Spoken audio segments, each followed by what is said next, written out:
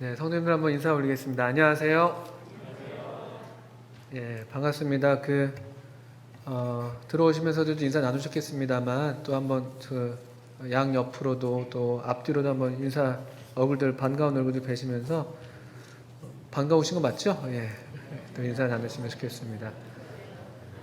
아침에 오늘부터 주일학교가 이제 모이기 시작했습니다. 그래서 아침에 제가 이제 교회에 오는 풍경을 보니까 그동안에 이제 아이들이 이제 집에서 주일학교를 온라인으로 하다 보니까 이제 교회에 나오지 못한 부모님들이 계셨는데 그 부모님들이 다 이제 웬만한 분들은 다 오셔서 아주 좋은 시간들 보내고 계시더라고요. 그리고 어떤 형제님이 이렇게 나와서 얼굴 보니까 참 이렇게 얼굴만 봐도 참 좋다 이런 얘기들 하면서 아주 여유롭게 애들 이제 주일학교 보내놓고 이제 커피 한 잔씩 하시면서 좋은 장면이었습니다.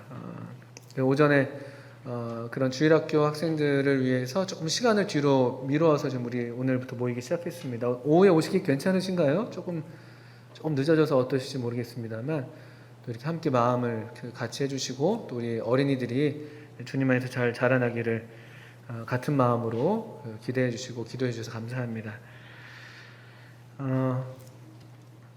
오늘 제가 앞에서 뵈니까 처음 뵙는 분들도 좀 계신 것 같기도 하고 또 그렇습니다. 저는 이제 아침에 제가 살고 있는 곳이 경기도 오산이라는 곳에 있습니다. 오산 잘 모르시죠?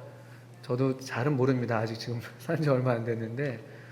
근데 이제 아침에 제가 이제 운전하면서 이렇게 올라오는데 그런 생각이 이제 문득 들더라고요. 요즘에 왜 뭐 지도 앱 같은 데 보면 이제 경로들이 이렇게 쭉 이렇게 이렇게 나오지 않습니까? 그래서 이 시간에 우리 성도님들의 어떤 경로들을 다 이렇게 모아서 보면 되게 재밌겠다 이런 엉뚱한 생각이 좀 들었습니다.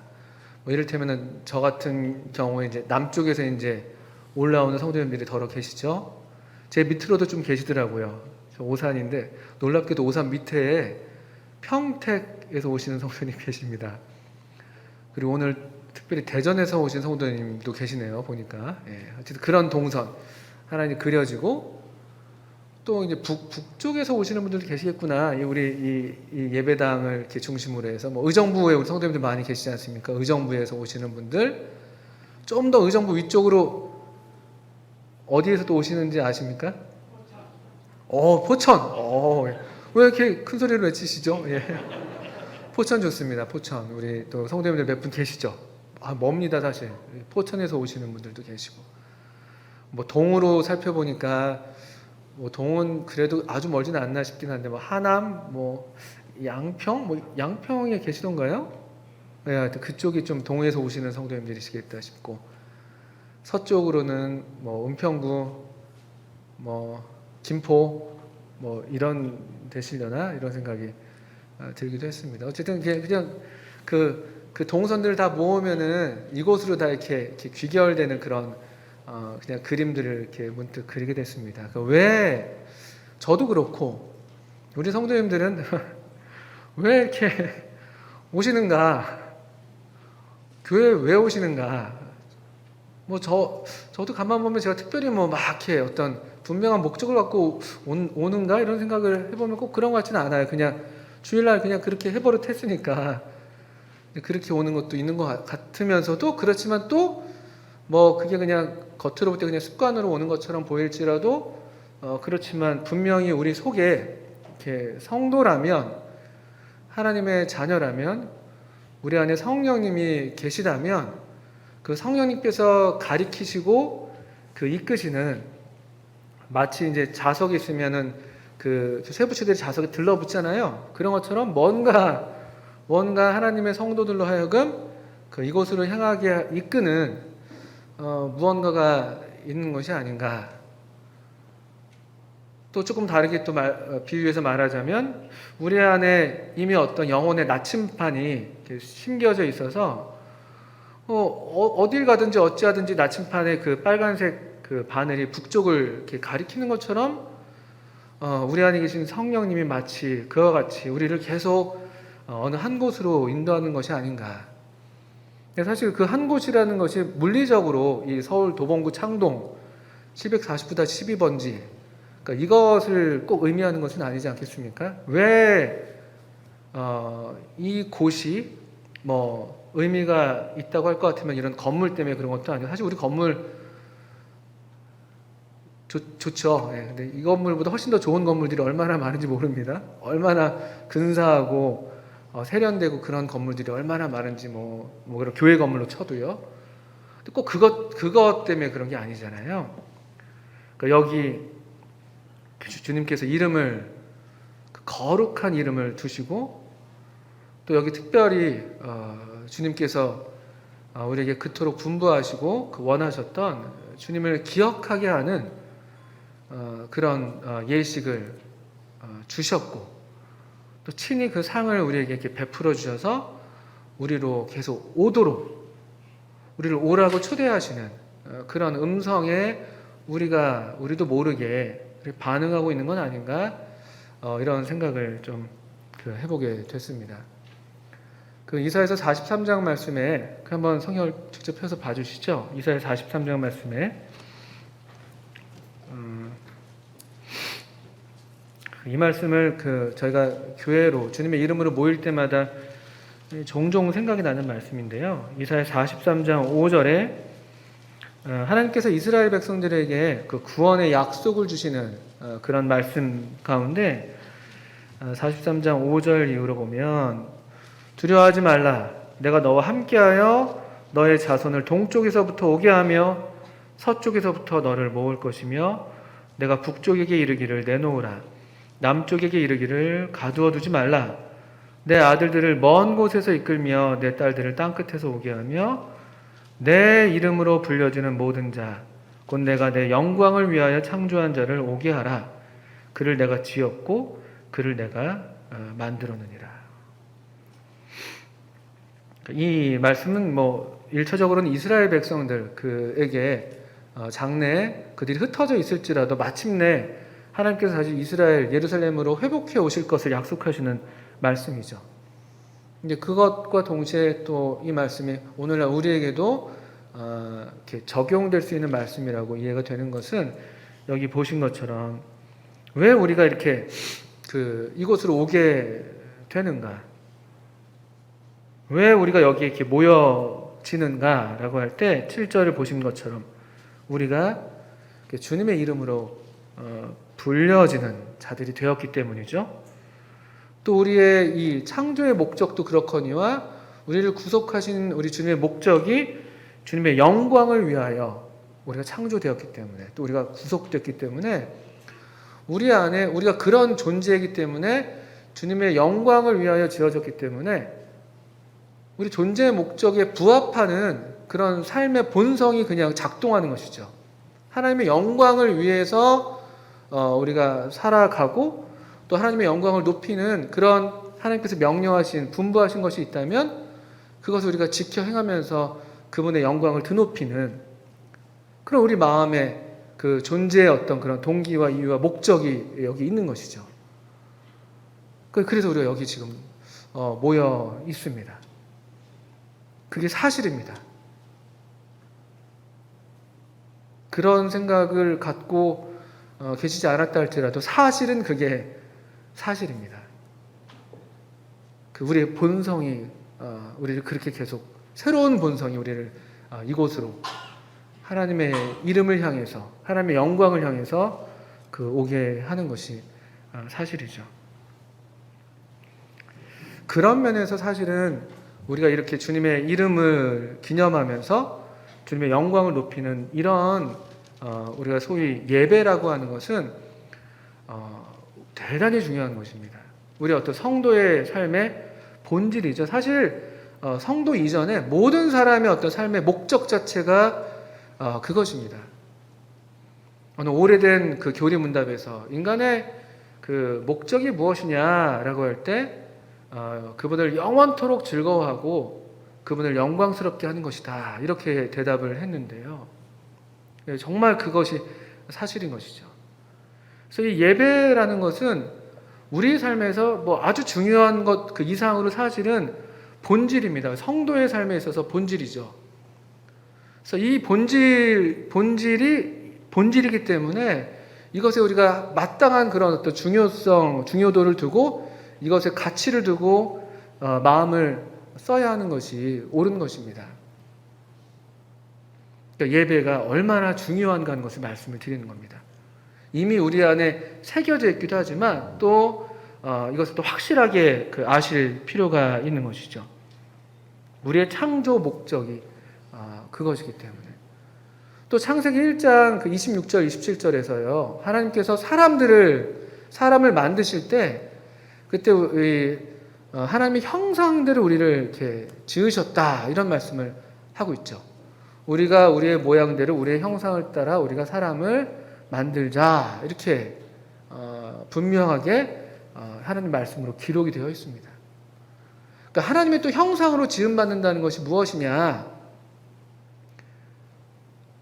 그 말씀에서 이렇게 암시하는 것처럼 우리가 우리의 모양을 따라 우리의 형상대로 우리가 사람을 만들자 한 것처럼 이 삼위일체 하나님께서 서로를 이렇게 사랑하시고 기뻐하시고 높이시고 존중하시고 또 서로 순복하시고 이런 아름답고 놀라운 신비로운 그런 연합 그런 완전한 관계의 삶이죠. 그 형상대로 우리를 지으시는 것입니다. 그래서 우리도 삼위 하나님께서 삼위일체 하나님께서 그러신 것처럼 우리도 그렇게 삼위일체 하나님을 높이고 그분을 기뻐하고 그분을 사랑하고 그 하나님이 서로를 뭐라고 표현하면 좋을까요? 서로를 예배하시는 것처럼 서로를 높이시는 것처럼 서로의 영광을 기뻐하시고 서로의 아름다움에 찬탄하시는 것처럼 그렇게 우리도 하나님을 기뻐하도록 지음 받은 것이 우리 어떤 인생의 본질인 것이죠. 성경은 분명하게 이런 진리들을 밝히고 있는데 사실 생각만큼 우리가 여기에 잘 주의를 기울이진 않습니다. 그러니까 사람의 제일 되는 목적, 사람의 제일 되는 존재 이유는 우리 하나님을 기뻐하는 것, 그분을 예배하는 것, 그것이죠. 또 한 측면에서 이 예배가 또 중요한 이유는 하나님께서 모든 사람을 다 이렇게 기뻐하시고 원하시는데 그런 중에 특별히 하나님께서 찾으시는 사람들이 있어요. 성경에 그렇게 기록이 되어 있습니다. 요한복음 4장을 한번 봐주시겠습니까? 요한복음 4장에 우리 주님께서 사마리아 여인과 대화를 하시면서 내가 바로 구약 성경에서 예언된 바로 그 메시아다라는 것을 이렇게 계시하시는 나타내시는 장면인데 그 대화의 장면 가운데 이 예배에 대한 주제가 있었습니다. 아마도 이 사마리아 여인이 자신의 어떤 부도덕한 삶 가운데에서 그래도 내가 내 어떤 사람으로서의 존엄성을 나름대로 잃지 않기 위해서 그래도 관심을 가졌던 것이 예배였던 것 같아요. 그 사마리아인들의 어떤 그 전통을 따라서 그 그리심산의 그 산당에서 정해진 그 장소에서 예배를 드리면서 나름대로 그 삶이 참 비루하고 비참하다 할지라도 그래도 존엄성을 잃지 않는 한 가지 행위로서 그 예배라는 어떤 무언가를 지금 붙들고 있었던 것이죠. 21절 이후에 보니까 예수께서 이르시되 20절부터 볼까요? 우리 이 사마리아 여인의 말인데요. 우리 조상들은 이 산에서 예배하였는데 당신들의 말은 예배할 곳이 예루살렘에 있다 하더이다. 예수께서 이르시되 여자여 내 말을 믿으라. 이 산에서도 말고 예루살렘에서도 말고 너희가 아버지께 예배할 때가 이르리라. 너희는 알지 못하는 것을 예배하고 우리는 아는 것을 예배하노니 이는 구원이 유대인에게서 남이라. 아버지께 참되게 예배하는 자들은 영과 진리로 예배할 때가 오나니 곧 이때라. 아버지께서는 자기에게 이렇게 예배하는 자들을 찾으시느니라. 하나님은 영이시니 예배하는 자가 영과 진리로 예배할지니라. 그 예배에 대해서 아주 고전적인 그 본문입니다. 신령과 진정으로 예배해야 된다. 이런 말씀이죠. 이 말씀이 흥미로운 것은 이 여인은 예배할 장소에 대한 얘기를 하고 있습니다. 이 산에서 예배하라고 하던데요, 우리 조상들이요. 그런데 유대인들인 당신들은 예루살렘에서 예배하라고 하고 있고요. 이런 어떤 예배 장소에 대한 그런 약간 의문, 또 그 의문 때문에 어떻게 해야 되는 건지, 예배는 드려야겠는데 장소 때문에 좀 이렇게 곤란한 것이었죠. 근데 주님께서 21절에 여자야 내 말을 믿으라 이렇게 말씀하십니다. 이렇게 말씀하셨으니까 우리도 이 말씀을 믿어야 됩니다. 예배는 장소의 문제는 사실 아니라는 것이죠. 그리고 주님께서 하시는 말씀은 내 말을 믿으라 하신 다음에 이 산도 아니고 예루살렘도 아니고 아버지께 예배할 때가 이른다. 이런 때에 대한 말씀을 하시는 것이죠. 장소의 질문을 갖고 왔는데 주님은 때에 대한 대답을 하십니다. 그리고 여기서 하나 중요한 것은 이 때를 꾸며주는 말이 있는 것이죠. 그냥 때가 아니라 뭐 2시 반, 12시 반 이런 것이 아니라 예배의 대상에 대해서 분명하고 새로운 언급이 붙어 있습니다.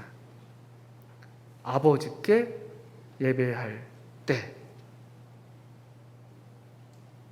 아버지께 예배할 때. 하나님을 아버지라고 부르면서 예배하는 그런 때. 이전 세대에서는 하나님을 감히 아버지라 부를 수 없었다면 이제 하나님을 아버지라 부를 수 있는 그런 때가 이른다는 것이죠. 23절에 아버지께 참되게 예배하는 자들은 영과 진리로 예배할 때가 온다. 아버지께 참되게 예배할 수가 있는 그런 때가 오는데 어떻게 그렇게 가능하냐? 영과 진리로 예배할 수 있는 때.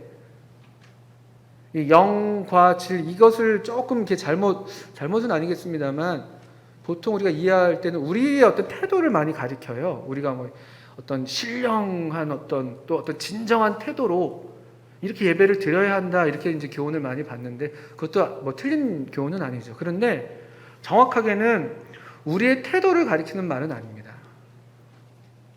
영 안에서 또 진리 안에서 예배하는 때 이렇게 번역이 되는 것입니다. 영 안에서 또 진리 안에서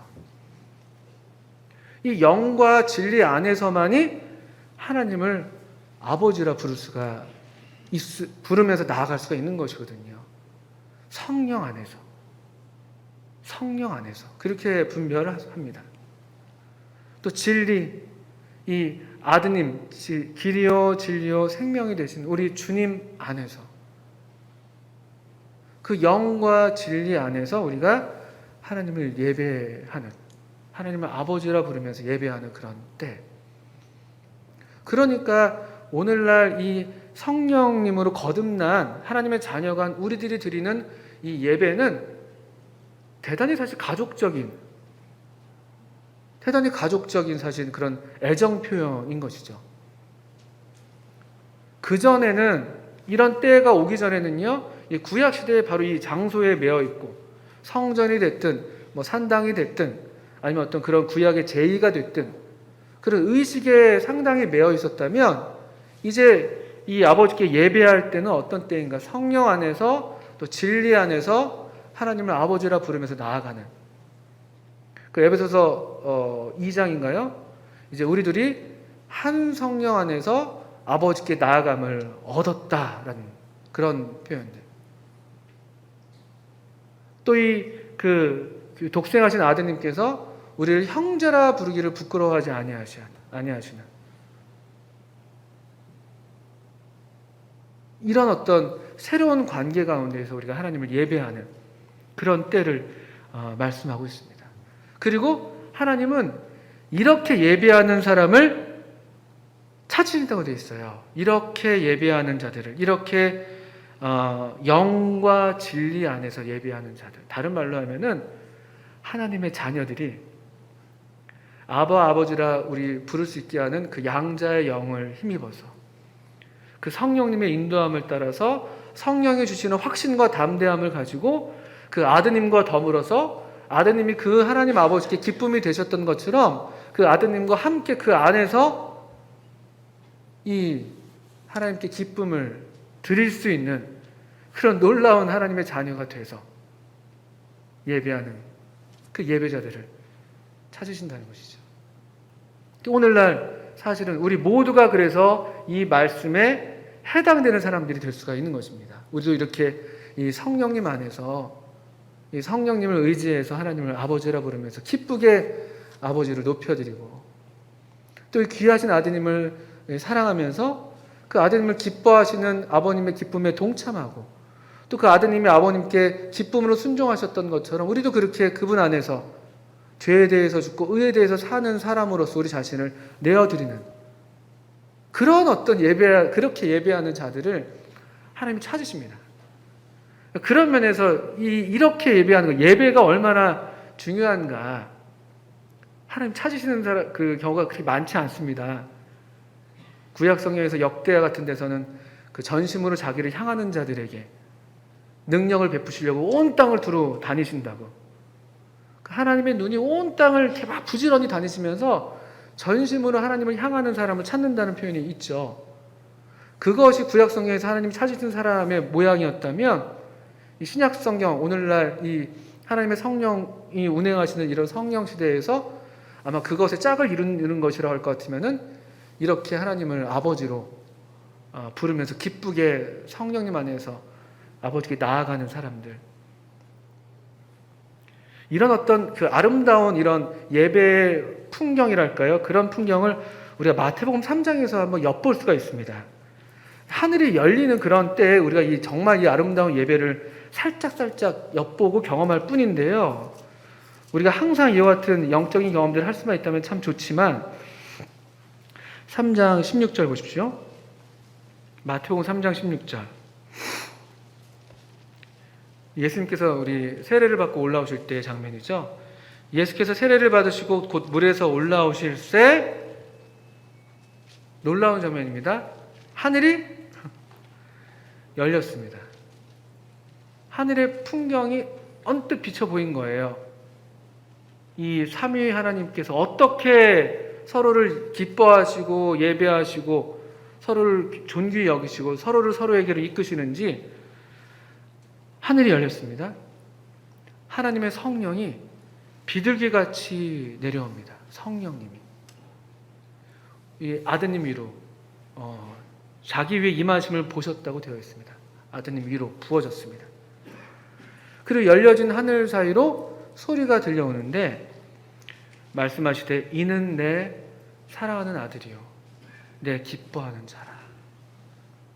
이 하나님 아버지께서 아드님을 기뻐하시는 그런 선언을 하늘이 쪼개진 거예요. 이걸 참아내실 수가 없었던 것이죠. 이렇게 아름답게 자신을 죄인의 위치에 두시면서 이 침례에 순종하시는 이 아드님을 지켜보시면서 하나님 아버지께서 이 아드님을 기뻐하시는 이 기쁨의 이 찬탄을 이걸 감춰두실 수가 없었던 거예요. 그러니까 하늘이 쪼개진 거예요. 하늘이 열리면서 이 영광의 빛이 번쩍하고 이 순간에 빛났습니다. 성령 하나님이 그 하늘로부터 부어주시고 그 겸손하신 아드님께서 모든 영광을 내려놓으시고 아버님께 순종하시고 아버님은 이 아드님을 너무 기뻐하시는 이런 장면, 하늘의 영광이 이 우리 세상에 침투해온 그런 놀라운 장면입니다. 이런 그 관계 가운데 우리가 함께 하게 되는 것, 이것이 사실은 예배의 다름 아니죠. 우리가 뭘 고안해내서 우리가 뭘 아주 존귀한 걸 가져와서 하나님께 드린다고 그게 하나님께 가당키나 하겠습니까? 온 세계의 물을 그냥 그 통의 한 방울처럼 여기시는 분이신데, 숲의 모든 초목이 다 그분의 것인데, 사실 우리가 우리에게서 뭘 가져온들 그게 하나님께 얼마나 기쁨이 되겠습니까? 다만 우리가 하나님을 기쁘시게 할 수 있다면 우리도 이 삼위 하나님의 이 영광스러운 이 아름다운 연합과 이런 상호 예배 가운데 우리도 동참하고, 네, 그렇습니다. 하나님 참으로 우리로부터 영원한 순종을 받으시기에 합당하십니다. 아드님이 그러셨던 것처럼 성령님께서 우리로 그 아드님을 주목하게 하시도록 그 성령으로 기름 부으시는 것처럼 그렇습니다. 우리도 주님만을 바랍니다. 또 성령께서 우리를 주님께로 이끄실 때 우리가 기꺼이 우리 모든 시선을 주님께로 향합니다. 또 아버님께서 이렇게 아드님을 기뻐하시는 것처럼 그렇습니다. 우리도 이 아드님만이 지극히 존귀하시고 우리 아버지 하나님을 기쁘시게 할 만한 유일하신 분이십니다. 라고 우리가 아멘으로 화답하는 것, 사실 그 이상도 그 이하도 없는 것입니다. 하늘이 열릴 때가 있어요. 아까 우리 요한복음 4장에 오셔서 잠깐 돌아와 보시면 하나 흥미로운 표현이 있는 것이 무엇이냐면 4장 23절 보십시오. 아버지께 참되게 예배하는 자들은 영과 진리로 예배할 때가 온다 이렇게 되어 있습니다. 이게 미래형이에요. 미래형입니다. 예배할 때가 온다고 되어 있어요. 그러니까 미래죠, 미래. 그런데 바로 뒤에 이어지는 말은 곧 이때다. 우리에게 속하지 않은, 현재에 속하지 않은 어떤 미래의 어떤 한 순간과 어떤 사건이 지금 우리에게 다가오는, 지금 우리의 세계 가운데 이렇게 침입해오는 그런 흥미로운 장면을 우리가 보게 되는 것입니다.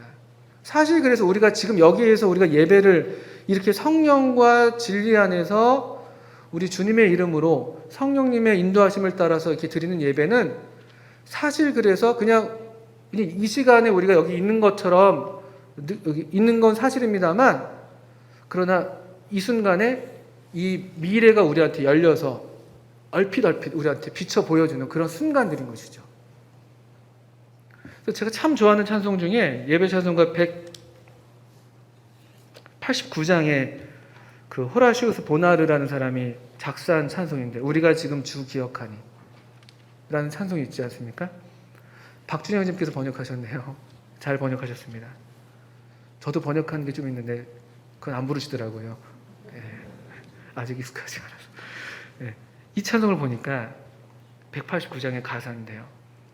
특별히 4절을 이렇게 보게 되는데, 주님의 성찬 받을 때마다 하늘의 기쁨 미리 맛보고 어린 양 잔치 참여함 같이 온 성도 함께 지금 누리네. 이런 가사는 보통 신령한 가사가 아닙니다. 이게 우리의 예배의 진실을 보여주는 그런 가사라고 저는 믿어요. 지금 우리 주님을 기억할 뿐입니다. 그런데 별안간 이 떡과 잔이 우리한테 얼마나 큰 기쁨이 되겠어요. 뭐 배가 부를 것도 아니고 뭐 이렇게 취할 것도 아니고 목이 뭐 적셔질 것도 아니고 물리적으로는 사실 아무것도 아닙니다. 그런데 이거를 우리 할 때마다 하늘의 기쁨이 우리에게 오는 거예요. 하늘의 기쁨이에요. 하늘이 열려요, 하늘이. 우리가 미리 조금씩 맛보는 거죠. 그 성령이 우리에게 보증이 되셨다는 말씀처럼 이 만찬은 이 일종의 하나의 보증 같은 것이죠. 하늘에 영원한 우리가 누릴 이 식탁이 있다는 것. 그분과 더불어서 영원히 누리게 될, 먹고 마시고 사귀게 될 그런 그분과 함께하는 그런 약속이 우리에게 있다는, 그 실제라는 것을 우리가 지금 조금 시식하게 하는. 우리가 여기 있는데 어린 양 잔치를 참여하는 것 같다. 온 성도가 지금 함께 누리네. 이런 고백을 지금 이 가사가 담아내고 있습니다. 지금 여기 있는데 이 미래의 것이 우리에게 오는, 마태복음 3장에서 마치 그 하늘이 번쩍 열렸던 것처럼 그렇게 하늘이 열렸던 때가 흔치 않거든요. 그런 역사가 우리 예배 현장 때마다 있습니다. 이게 사실입니다. 근데 문제는 하나님께서 우리에게 이 예배를 정하신 까닭이, 목적이 그것이라고 제가 분별하는데, 근데 문제는 이것을 우리가 충분하게 저 자신이 그렇고 잘 이해하지도 못할 뿐더러 뭐 이해가 꼭 필요한 건 아니겠습니다만 실제로 우리가 잘 누리지 못하는 데 있는 게 아닌가, 이런 생각을 하게 되는데요. 그런 면에서 우리 조금 뒤로 넘기셔서 또 다른 요한의 책인데 요한계시록을 보시면 요한계시록 4장에 가장 완전한 예배의 어떤 또다시 하늘이 열린 장면을 우리가 보게 되거든요. 이게 참 놀랍고 아름다운 장면입니다. 하늘이 열리는 장면들을 눈여겨보셔야 됩니다. 우리 주님께서 기도할 때도 하늘이 열리셨다는 표현도 있는데요. 하늘이 열려요, 하늘이. 네, 요한계시록 4장을 한번 봐주시죠. 4장 1절, 2절 한번 먼저 읽겠습니다. 이 일 후에 내가 보니 하늘에 열린 문이 있는데, 사도 요한에게 하나님께서 놀라운 계시를 주셨는데요. 하늘을 열어 보이셨습니다. 하늘에 열린 문을 보이셨어요. 아직은 문을 이렇게 보고 있는 것이죠. 그런데 내가 들은 바 처음에 내게 말하던 나팔 소리 같은 그 음성이 이르되, 그 말씀이 들려옵니다. 그래서 요한계시록 1장 10절에 그 주의 날에 성령에 감동되었을 때 그때 뒤에서부터 들려왔던 소리, 그걸 가리키는 말씀이죠. 그래서 내게 말하던, 처음에 내게 말하던이라고, 이게 전에 한번 있었던 일인 것을 얘기하죠. 이런 음성이 전에도 있었다는 것이죠. 내게 말한 나팔 소리 같은 음성이 이르되 이리로 올라오라. 이후에 마땅히 일어날 일들을 내가 너에게 보이리라 하시더라. 사도 요한이 하늘에 열린 문을 보았어요. 근데 사도 요한이 하늘에 열린 문을 보고 야, 저기로 내가 가야겠다 해서 지금 막 점프해서 올라간 게 아니에요. 망토를 두르고 슈퍼맨처럼 확 날아오른, 그런 자기가 그렇게 어떤 목적지를 향해서 날아오른 게 아닙니다. 이 표현은 그냥 보았고, 그런데 하나님 말씀, 음성이 들렸고, 그 음성은 이리로 올라오라라는 음성이었습니다. 하나님이 이리로 올라오라 하면 어떻게 되는 겁니까? 그냥 우리가 올라가게 되는 거예요. 올라가게 되는 거죠. 올라갔어요. 그러면서 하시는 말씀, 이후에 마땅히 일어날 일들을 내가 너에게 보이리라 하시더라. 그 하늘 문을 여셔서 사도 요한에게 보기를 바라셨던 그 광경은 이후에 마땅히 일어날 일들이었습니다. 근데 우리는 보통 이 마땅히 일어날 이후의 일들을 생각하면 이제 그 심판과 이런 것들을 많이 떠올리죠. 그래서 장래 어떤 타임라인들, 어떻게 이런 것들, 그거 중요합니다. 그런데 4장 2절을 가만 보시면 그렇게 이제 내가 내게 보이리라 하셨는데, 내가 곧 성령에 감동되었더니 보라, 하늘에 보좌를 베풀었고 그 보좌 위에 앉으신 이가 있는데, 앉으신 이의 모양이 벽옥과 홍보석 같고 또 무지개가 있어 보좌에 둘렸는데 그 모양이 녹보석 같더라. 또 보좌에 둘려 24 보좌들이 있고 그 보좌들 위에 24 장로들이 흰 옷을 입고 머리에 금관을 쓰고 앉았더라. 하늘의 문이 열렸고 이리로 올라오는 하나님의 말씀이 있었고, 성령에 감동된 사도 요한이 올라가서 열린 하늘을 봤을 때 그것이 이후에 마땅히 될 일들이라고 얘기했는데, 그 마땅히 될 일들의 으뜸은, 그 처음은 보좌였다는 것이죠. 보좌. 하늘이 열려서 우리한테 오실 때, 이 만찬 예배상에서 하늘이 열려서 하늘의 영광이 우리에게 이렇게 다가오실 때, 그것은 무엇이냐? 바로 이 보좌이죠. 보좌. 영광의 보좌에 앉으신 분. 모든 이 세상의 영광스러운 것들이 가득하잖아요. 다 자신들의 영광을 뽐냅니다. 빛나는 그런 존재들, 스타라고 부르요. 스타. 반짝반짝 빛나니까. 근데 그 모든 어떤 영광스러운 어떤 자리를 차지하고 있는 것들, 그것들을 무색하게 할 만한 가장 위대한 한 보좌를 사도 요한은 보고 있습니다. 그것이 이후에 마땅히 될 일들의 으뜸이라는 것이죠. 보좌의 중심성. 그리고 보좌에, 우리가 읽으신 대로 4절에 보시면 보좌에 둘려 24 보좌들이 또 있습니다. 거기에 24 장로들이 앉아 있는데요. 이게 일종의 이제 중심이죠. 원의 중심이 되는 것입니다. 이 원의 중심에 이 보좌에 앉으신 분이 계시고 이 중심을 둘러싸서 24 보좌에 또 앉은 장로들이 있습니다. 그리고 이 중심을 또 가운데 두고 또 보니까 6절 보십시오. 보좌 앞에 수정과 같은 유리바다가 있고 보좌 가운데와 보좌 주위에 네 생물이 있는데 앞뒤에 눈들이 가득하더라. 또 보좌 가운데와 보좌 주위에 네 생물이 있습니다. 이 생물도 역시 좀 특이하죠. 이건 보좌 가운데에도 있고요. 보좌 주위에도 있다고 얘기하고 있습니다. 이 어떤 동심원을 이루고 있는 것이죠. 보좌에 앉으신 분, 24 보좌, 그 장로들, 그리고 이 네 생물들, 그리고 또 이 원들의 바깥에 또 무엇이 있나 보니까 11절, 5장 11절로 넘어가 보시면 내가 또 보고 들음에 보좌와 생물들과 장로들을 둘러선 많은 천사의 음성이 있으니 그 수가 만만이요 천천이라. 보이십니까? 보좌, 생물들, 장로들을 둘러선 또 많은 천사들이 있는 것이죠. 이 동심원이죠, 동심원. 하나의 중심을 두고 이 겹겹이 원들이 계속 쌓여가는 이것이 마땅히 될 일들입니다. 이것이 우리가 봐야 할 하늘이 열렸을 때 우리 눈에 처음 들어오게 되는 광경인데 그것은 무엇인가?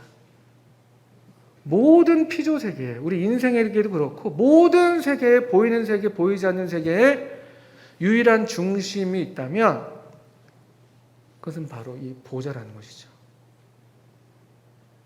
이게 얼마나 영광스러운지.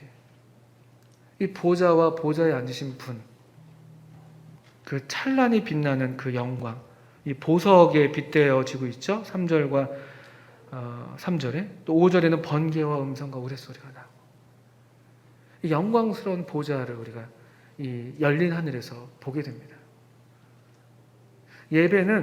예배에서 우리가 이 하늘의 기쁨을 미리 맛본다고 할 때 그때 우리가 같이 경험하게 되는 것은 바로 이 보좌에 앉으신 분께서 통치하신다. 우리 하나님이 이 영원히 통치하시는 분이시다라는 그 진리를 우리가 확신하게 되고 그 진리가 우리에게 기쁨을 가져다 주는 거예요. 이 무거운 진리가, 이 영광스러운 이 진리가 우리 삶의 딱 한가운데 자리하게 되면서 부산했던 우리 삶을 제자리로 만들어 놓는 것이죠. 그 오뚜기인가요? 오뚜기가 왜 그 뒤뚱뒤뚱 하잖아요. 막 뒤뚱뒤뚱 합니다. 더 세게 하면 더 세게 막 움직입니다. 근데 그러다가도 결국 딱 쓰잖아요. 왜 쓰는지 아십니까? 과학 선생님 왜 쓰죠? 무게중심이 아래에 있어서. 우리 오세천 선생님 과학 선생님이십니다. 무게중심이 오뚜기 아래에 딱 있거든요. 이게 예배가 우리 삶에 실제로 미치는 우리 삶을 바로잡게 하는 그 힘이 되는 것이죠. 이 보좌라는 이 중심이 온 세계뿐만 아니라 내 삶도 하나님께서 다스리시는데 내 이 인생 가운데도 하나님께서 내가 알지 못하는 중에라도 분명하게 섭리하시고 통치하신다는 그 믿음이 우리의 삶에 다시 딱 중심에 무게 중심이 되니까 흔들렸던 삶이라 할지라도 다시 제자리가 되는 거예요. 그런 경험들 하지 않습니까? 게다가 이 통치가 그냥 무력 통치가 아니지 않습니까? 이 떡과 잔이 우리에게 증명해 보이는 바가 무엇입니까?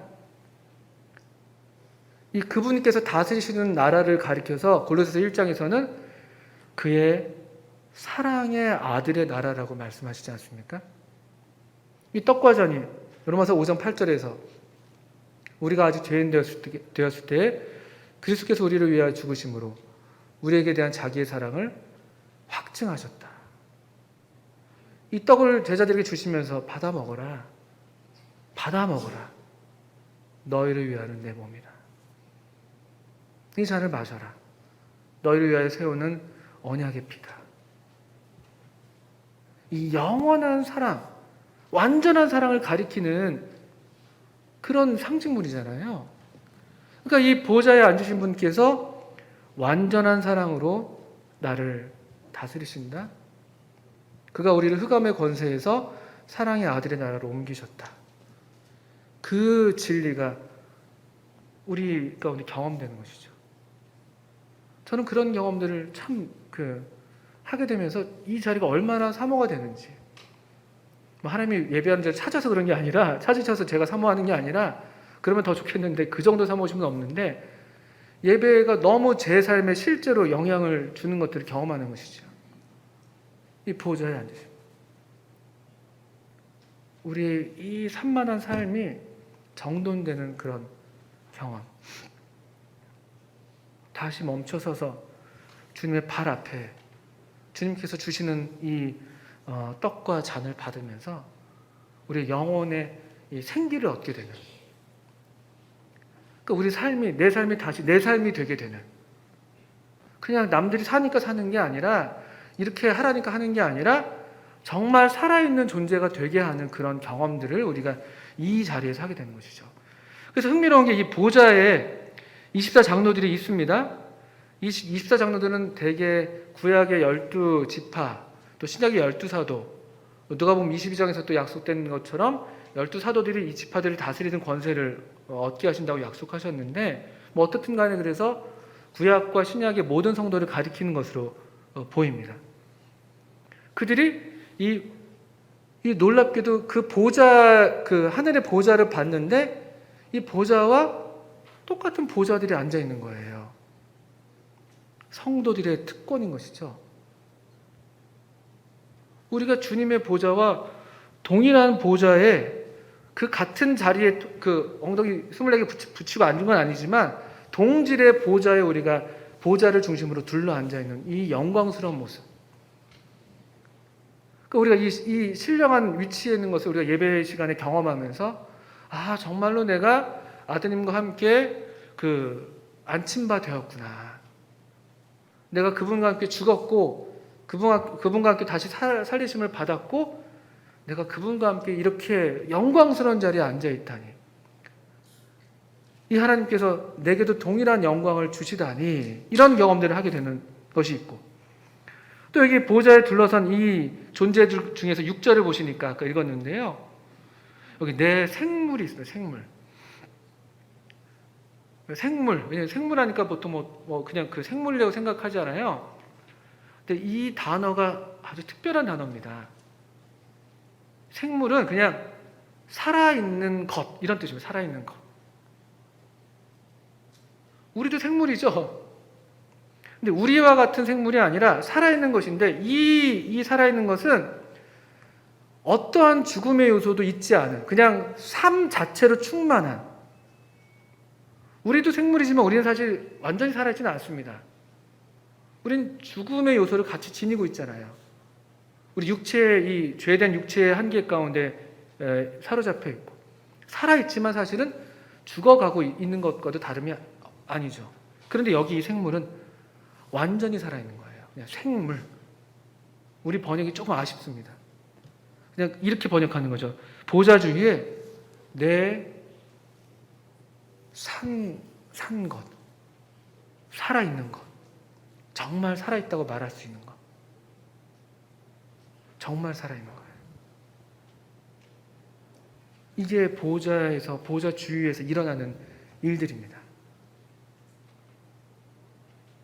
그냥 살아가서 살아가는 게 아니라, 죽지 못해 사는 게 아니라, 남들이 이렇게 살라고 하니까 사는 게 아니라, 완전히 살아있는, 완전히 우리 원래의 존재에 부합한 삶으로 충만한, 이게 우리가 이제 꿈꾸는, 우리가 지금 탄식하면서 기다리고 있는 이 부활의 삶일 거예요. 어떠한 한계에도 매이지 않는, 그리고 정말 우리 원하는 그 바를 원하는 만큼 할 수 있는, 우리 삶의 이 목적과 의미가 하나님을 영화롭게 하고 그분을 즐거워하는 것이라면 정말 그것만 있는, 그게 놀라운 것이죠. 그 장면이 이 요한에게 열려 보였습니다. 이게 얼마나 복된 소망이 되었겠어요. 이 당시 사도 요한은 밤모섬에 갇혀 있었습니다. 노쇠한 몸으로 대낮에 땡볕을 받으면서 아마도 이 심한 육체 노동에 시달리고 있었을 겁니다. 당시에 악독한 로마 황제 도미티안 황제가 다스리고 있었고, 근데 이 하늘이 열리는 이 장면, 얼마나 그에게 커다란 이 위로와 소망과 확신이 되었겠습니까? 이게 오늘날 우리에게도 마찬가지인 것이죠. 그래서 우리가 주님께서 우리에게 이 떡과 잔을 베풀어 주신 이유가 주님을 위한 거이기도 하지만 우리를 위한 것이죠. 우리로 살아가도록.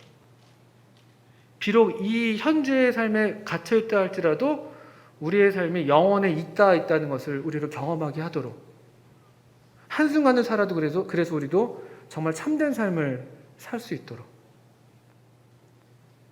놀라운 초대입니다. 이 초대 우리가 응답하지 않을 이유가 없습니다. 그런데 우리가 응답하지 않을 때가 많아요.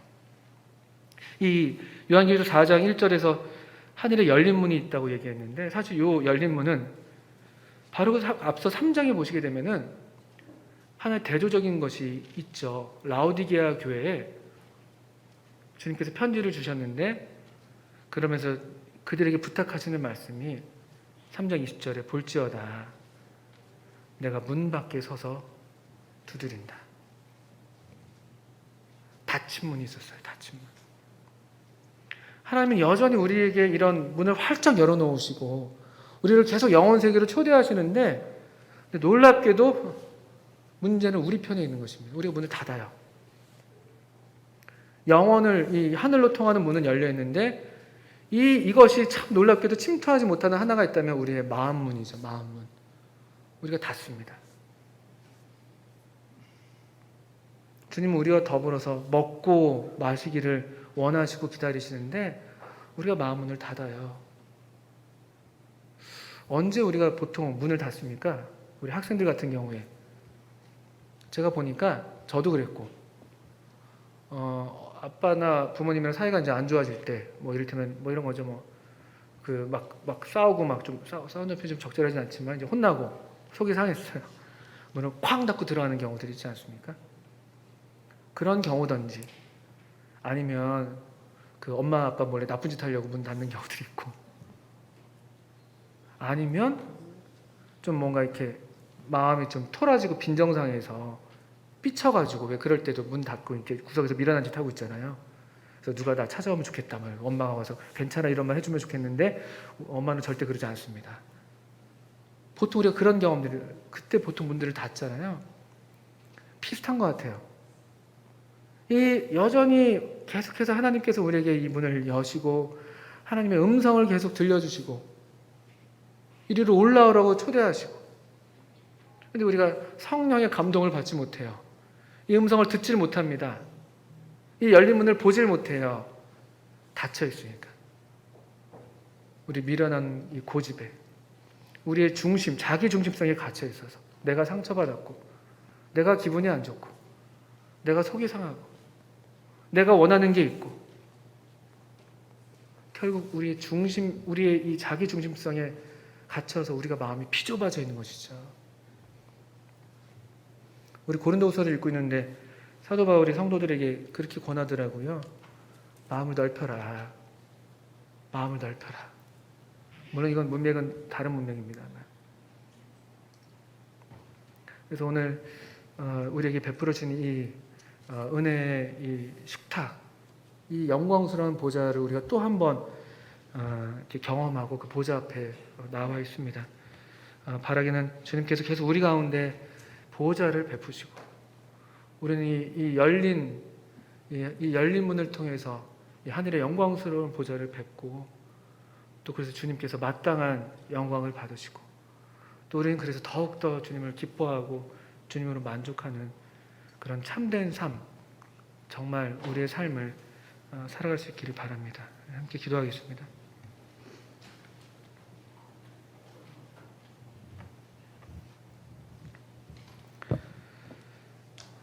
하나님 아버지, 우리를 도우셔서 계속해서 우리의 영안을 밝히셔서 이 하늘의 열린 문을 보게 하시고 또 우리의 귀를 열어주셔서 우리에게 들려주시는 하나님의 음성을 듣게 하시고 또 무엇보다도 이 성령과 영과 진리로 예배하는 자들을 찾으신다고 말씀하신 대로 우리로 성령의 감동을 입게 하셔서 우리를 주께서 부르실 때마다 성령님과 더불어서 아버지께 기쁘게 나아가는 우리 모두가 되게 해주시기를 기도합니다. 주님, 우리로 계속 영광의 보좌에 눈이 밝게 해주시기를 간절히 기도합니다. 예수님의 이름으로 하나님 아버지께 기도합니다. 아멘. 네, 감사합니다.